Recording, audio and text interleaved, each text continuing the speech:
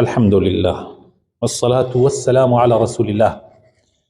وعلى آله وصحابته ومن والاه. يا ربنا لك الحمد، يا ربنا لك الحمد، يا ربنا لك الحمد حمدا كثيرا طيبا مباركا فيه.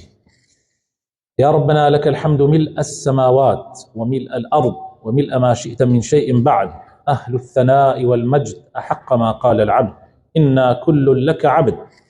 لا مانع لما أعطيت ولا معطيا لما منعت ولا راد لما قضيت ولا ينفع ذا الجد منك الجد.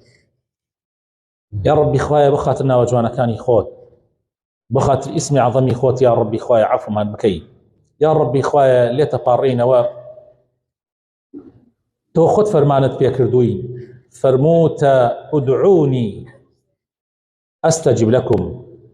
فرمانت فيمان كردوه كوا داوا بكين ليت ببارينا و ووعد شتوية داينا ك والله ما نبيته ويا رب العالمين، يا رب العالمين. يا ربي خوايا او اما امركي توجه بجيئكي چاوراني تو والله ما نبيته وخوايا رومان كردوته تو هر تو شايستي كوابا دا كانت روتي بكن. يا ربي خوايا، يا ربي خوايا املت ابارينا ويا قريب يا مجيب، يا ربي خوايا املت ابارينا يا قريب يا مجيب، يا قريب يا مجيب. وإذا سألك عبادي عني فإني قريب، خذ فرموته فإني قريب أجيب دعوة الداعي إذا دعاني. أقر بندكانم برسياريان ليكردي أي محمد صلى الله عليه وسلم والله إخواليتان ونزيكا ولامي دعا كانت أنا داتوا بويا إيما أي خداي پروردگاري نزيك، أي خداي پروردگاري قريب ولامي دعا كان من بدروا يا مجيب. يا ربي خوايا إيما ليت أبارينوا داوات لأكين بدعاي همو بيغمبران، داوات لأكين بدعاي آدم عليه السلام لقل خيزانكيا هاش أويك قناحيان كرد، هاش أويك سربيتشي فرماني تويان كرد، قاران ولا تو زانيان كبس تو فرياد رسي، كبس تو فريان أكوي وكو شيطانيان نكرد تكبر بكن لعبادتي تو بلكو وتيان ربنا إننا ظلمنا أنفسنا وإن لم تغفر لنا وترحمنا لنكونن من الخاسرين. هر إيما بهمان شيوة همان دعاء أوان أكين ألين أي پروردگاري مزن إيما ظلم استمع لخومان كردوا وتاوان من كردوا أقر بيتو تولي من خوش نبي أقر بيتو تو الرحمن بينكي إيما رودك إيما كيمان هي أي پروردگار لخسارو من دان أبين أي پروردگار.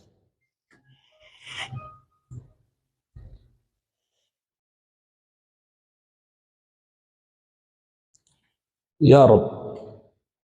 يا رب يا الله يا قريب يا مجيب. إيما همومان قناح بارين خواء بقناحي خمان لقل ما نيكي برحمتي فراواني خوت لقل ما نبيكي خواء. إيما أزانين تو شايستي أول نيد إيما قناح برسكين أول هيتو تو شايستي كإيما طاعت برسكين أول هيتو كردوي شاكا برسكين أول هيتو بلا نفس شهوت من ظال بسر معنا وأمان بيكا سر بيكي توبك شيطان أمان خلطيني وأمان بيكا سر بيكي توبك بلام تولي يا بوردي تو وعد الدعوة خواي فرموت بأميد مبن لا تقنطوا من رحمة الله، فرموت بأميد مبن للرحمة خوا خذ لقرآنك تا فرموتا خذ لقرآنك تا فرموتا أوانيك بأميد بن للرحمة خوا تنها كافر كان أجينا مسلمانان وبغاورداران هرگيز بأميد نين للرحمة خوا بويا خوايا إما بأميد نين إما دستي زليلي خو من برس كردوتو لم شو مباركة أميد من هيا كتولي من خوش بي خوايا وهي خوايا دعوات لي أكين بدعاي بيغمران بدعاي بيغمر إبراهيم ليت أفارينو يا ربي ألين ربنا اغفر لنا ولوالدينا وللمؤمنين يوم يقوم الحساب. يا ربي ئێمە چەند کاری زۆرمان هەبێ، چەند پەرستشی تۆمان زۆر بێ، هەروەکو پێغەمبەر ئیبراهیم و پێغەمبەر ئیسماعیلی کوڕی کاتێک کە تۆ ئەمرت پێیان کرد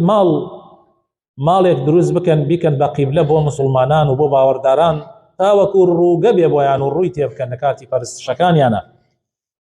بەڵام لەگەڵ ئەوەشا کە ئەوان پێغەمبەر بوون، لەگەڵ ئەوەشا کە بە فەرمانی تۆ کارەکەیان کرد، کاتێ تەواویان کرد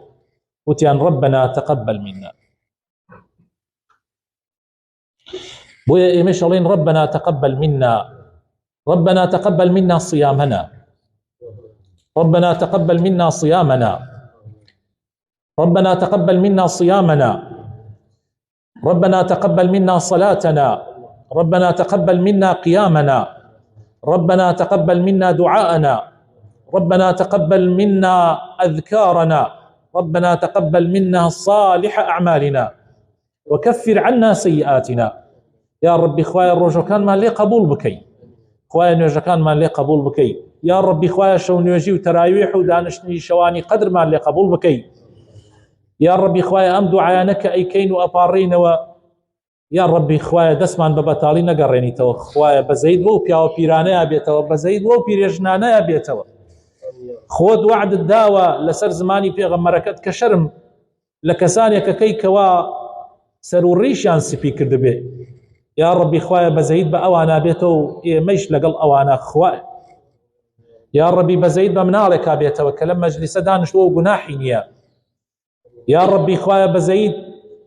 بو كسانا بيتو كبخشراون ليرة دانشتون نازانا إيسا إما بوشي دعاءكين بلام دانشتون لقل جمع مسلمانان خوايا لقل أوا ولقل أوانا خوايا الرحمن فيكي. يا ربي خوايا طاعة عبادتك كان ما لي قبول بكي. يا ربي خوايا إيما لقل أهلي إيمانا لقل عبادي الرحمانا لقل بندر راستقينكاني تويا دعوات لأكين ألين ربنا اصرف عنا عذاب جهنم إن عذابها كان غراما إنها ساءت مستقرا ومقاما. يا ربي خوايا عذابي جهنم اللي بدور بقرا براستي خرابترين جيقايا خرابترين مأوايا تنها شويني بباورانا خوايا إما لقل بباورانا نبي إما بريار من داوة باورمان بتوها بي باورمان ببيغمرة كانت يناوة باورمان بكتاب آسمانيا كانت يناوة باورمان بقيامت يناوة باورمان بقضاء وقدر يناوة. يا ربي خوايا يا ربي خوايا لمن خوش بي هروها دعوات ليكين ألين ربنا هب لنا من أزواجنا وذرياتنا قرة أعين واجعلنا للمتقين إماما. ألين خوايا مالو من المان صالح بكي يا ربي خوايا جنو من لكان ما صالح بكي يا ربي خوايا دعوات ليكين هاو سركان ما صالح بكي يا ربي خوايا بيان كي ببالبلي تشاومان لو أنا بن كبجيو ما نكن كسر كيشي ما ناكن كدل ما ناشكينن. يا ربي خوايا بخاتنا وجوانكاني خد من كي ببيشواي باورداران لتشاكا كاريا خوايا سربرز من بكي هردم خوايا سرشور من نكي لنا وخلقا خوايا دلي دجمنان من خوش نكي برامبر من. يا ربي خوايا يا ربي خوايا بخاتنا وجوانكاني خود بخات الاسم عظمي خود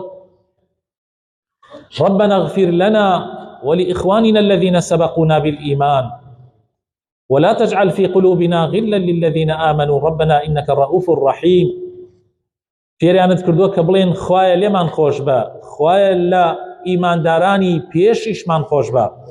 يا ربي خوايا لباوبا بيران من خوش با يا ربي خوايا لهمو أوانيك روجي للروجان لسر أمر قال راستبون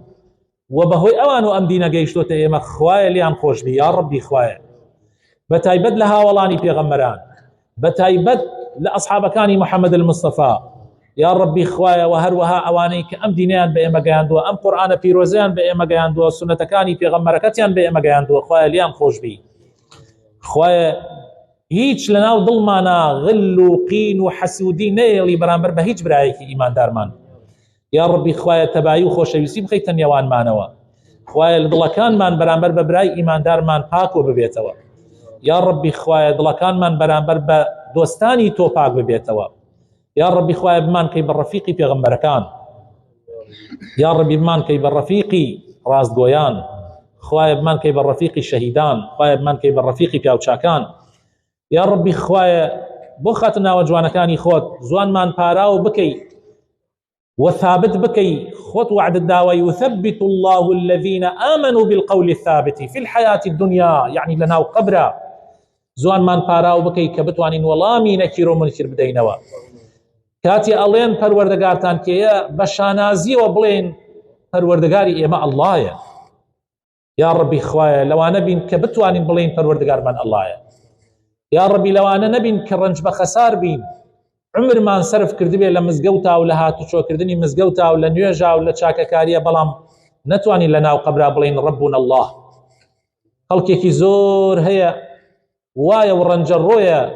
ڕەنج بەبایە ناتوانێ بڵێ ڕەبی الله، چونکە زاهیرەکەی خوای پەرستێ، بەڵام لەولاوە خەڵکی تری کردوتە شەریکی تۆ. خوایە یا ڕەبی خوایە ئێمە لەوانە نەبین، یا ڕەبی ئێمە بە شانازیەوە بڵێن دینمان دینی ئیسلامە،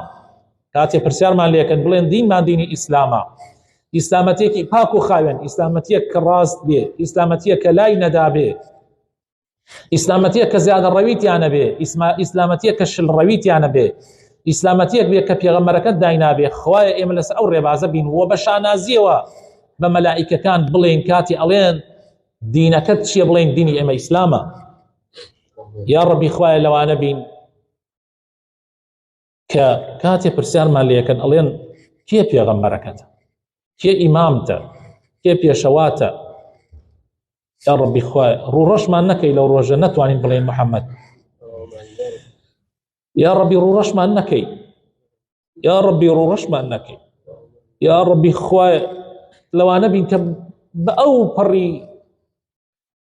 زوان پاراوەیی بڵێن محەممەد ڕەسوولی خوایە، محەممەد پێشەوامە. یا ڕەبی خوایە خەڵکێک هەبووە ڕۆژێ لە ڕۆژان شوێنی محەممەد کەوتوە، بەڵام ئێستا سەرگەردانە، ئێستا دژایەتی محەممەدەکە،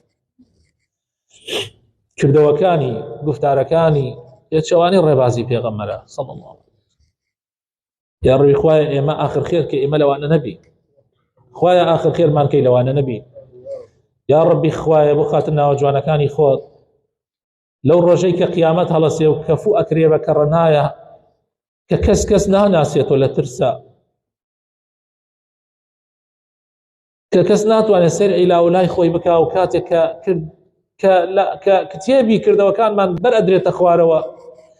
یا ڕەبی خوایە ئێمە لەوانە بین کە کتێبەکانمان بدرێتە دەستی ڕاستمان و بە شانازیەوە بڵێن هاؤم اقرءوا کتابیە إني ظننت أني ملاق حسابي فهو في عيشة راضية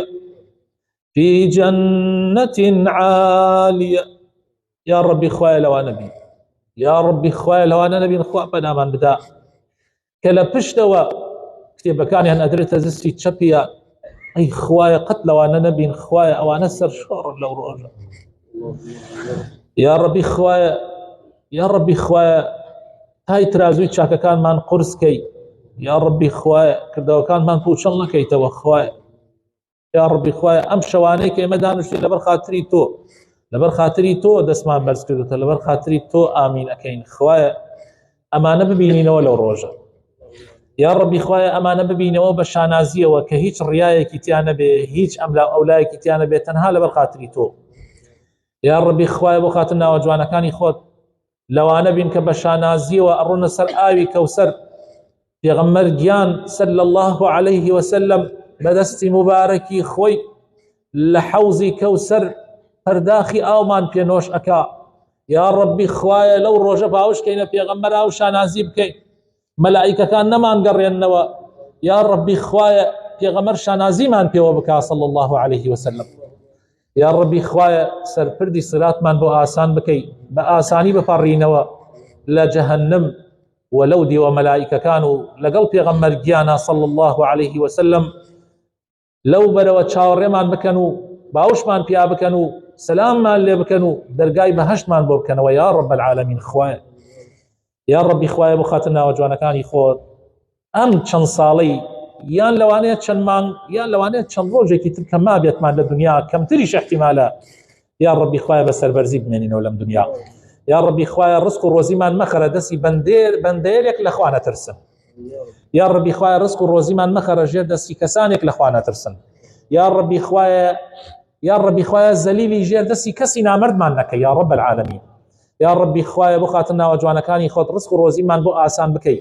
یا ڕەبی خوایە بۆ خاتر ناوەجوانەکانی خۆت لاشەمان ساغ بکەی یا ڕەبی خوایە نەمان خەیتە سەر جێگا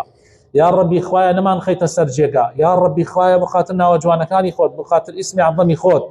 یا ڕەبی خوایە ئەوەی کە لەم مەجلیسە دانیشتۆ ئێستا ئازارێک لە گیانایەتی یا ڕەبی خوایە ئازارمان نەیەڵی نەخۆشیمان نەیەڵی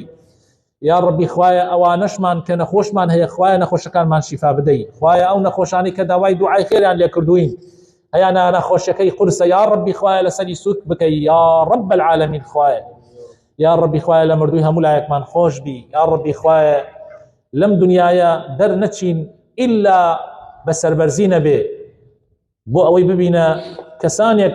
مناڵەکانمان شانازیمان پێوە بکەن لە دوای خۆمان یا ڕەبی خوایە لەوانە نەبین ماڵ و مناڵمان لە دوای خۆمان لە ڕوویان نێ ناومان بێرن یا ڕەبی خوایە لەوانە نەبین مناڵەکانمان لە دوای خۆمان لە ڕوویان نێ ناومان بێرن یا ڕەبی خوایە بۆ خاتر ناوەجوانەکانی خۆت ئەو ماڵ و سامانەی کە هەمانە لەناو دڵمانە نەبێت نەتوانین خوا نەخواست حەقی تۆی لێ بدەین خوایە بەڵکو لەناو دەستمانە بێ و بتوانین حەقی تۆی لێ بدەین یا ڕەبی خوایە حتا لە دنیا ماوین لاشەمان ساخی بتوانین هاتوچۆی مزگەوت بکەین بتوانین نوێژی جمعە و جەماعەتەکانمان بکەین